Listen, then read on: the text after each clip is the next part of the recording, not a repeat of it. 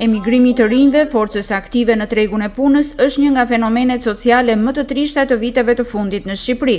Këtë shqetësim e ndan dhe sipërmarrësi italian Raffaele Tonon, që prej 35 vitesh jeton dhe punon në vendin tonë. La partenza di questi giovani dalla loro patria. Largimi të rinjve nga dheu është i trisht, sepse kur largohen të rinjt, ikën zemra.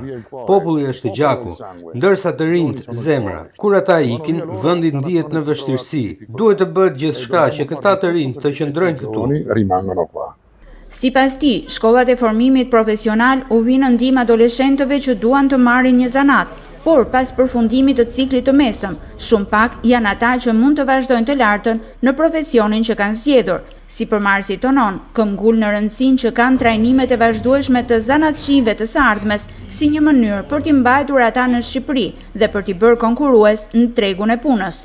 La mia proposta è quella di fare i corsi di formazione. Propozimi im është që të shtohen trajnimet profesionale, sepse duke u formuar specialistë, ata integrohen më mirë në tregun e punës dhe janë më të vlefshëm për ekonominë e vendit. Dhe për të bërë këtë janë të nevojshme shkollat e formimit profesional. Më erdhi keq kur isha i pranishëm tek Panajiri në Tiranë, në pallatin e kongreseve dhe mbeta i zhgënjur sepse ishin të pranishëm 29 stenda të universiteteve dhe asnjëra nuk ofronte deg profesionale, si zdruktar, murator, mekanik, kuzhinier e tjerë. U zhgënjeva shumë.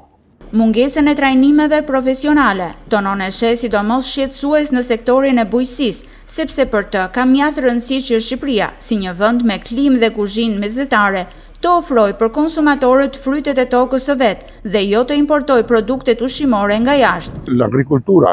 Agrikultura duhet të zhvillohet që të mbulojë kërkesat e vendit, por edhe të turistëve që vinë. Nëse gjithçka blihet nga jashtë, duke nisur nga buka, cerealet, frutat e tjerë, nuk është mirë. Për këtë duhen të rinj që të njohin mirë zinxhirin ushqimor, rritjen e frutikulturës sipas standardeve të Bashkimit Evropian. Degli alimenti. Sipas të dhënave të Instat, nga viti 2011 deri në 2022 kanë emigruar nga vendi mbi 512.000 persona, ku rreth 70% e tyre ishin të rinj.